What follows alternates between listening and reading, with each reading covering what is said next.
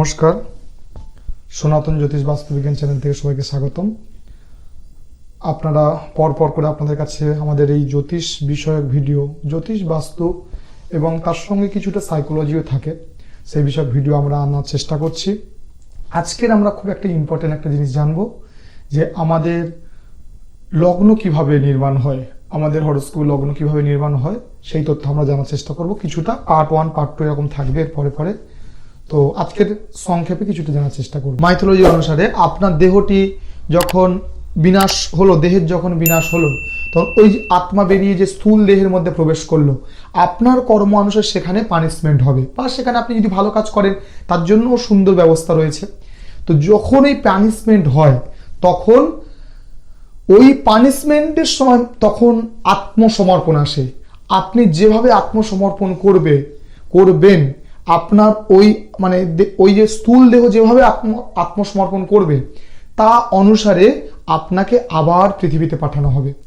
এই যে পৃথিবীতে আপনি আসছেন, যে টাইমে আপনি জন্মগ্রহণ করলেন, যে সময় আপনি পৃথিবীতে আসলেন, তখন যে লগ্ন বিরাজ করছে, যে আপনি যে স্থানের ওপরে বিরাজ করছে, তখন যে লগ্ন বিরাজ করছে সেটি হবে আপনার লগ্ন।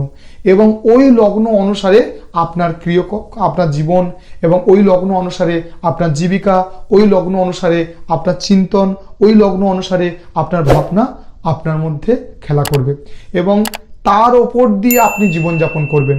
মানে লগ্ন থেকে মানুষের মাথার বিচার করা হয়, তার বুদ্ধি কেমন হবে, তার চিন্তন কেমন হবে, তার ধারণা কেমন হবে। এবার এটার ওপরে সম্পূর্ণ জীবনটা নির্ভর করছে। লগ্নটা এইভাবেই লগ্ন নির্ধারণ হয়, এইভাবেই লগ্ন স্থাপন হয়। যে টাইমে যে স্থানের মধ্যে আপনি জন্মগ্রহণ করছেন, সেই লগ্নটা আপনি পাবেন। প্রায় 2 ঘন্টা অন্তর, 2 ঘন্টা সামথিং মিনিট, 14 মিনিটের মতো অন্তরে লগ্ন চেঞ্জ হয়। তো অনেক সময় দেখা যাচ্ছে যে দুটো লগ্ন মধ্যে মানুষের পেয়ে যাচ্ছে। কারো এরকম হচ্ছে যে 1 ডিগ্রির জন্য হয়তো অন্য লগ্ন পেয়ে যাচ্ছে, মেষ থেকে বিষর মধ্যে চলে যাচ্ছে, এরকম দেখা গিয়েছে। এক্ষেত্রে দেখা যায় সে দুটো লগ্নেরই তার মধ্যে খেলা করবে, দুটো লগ্নেরই মানসিকতা, দুটো লগ্নেরই চিন্তা তার মধ্যে খেলা করবে।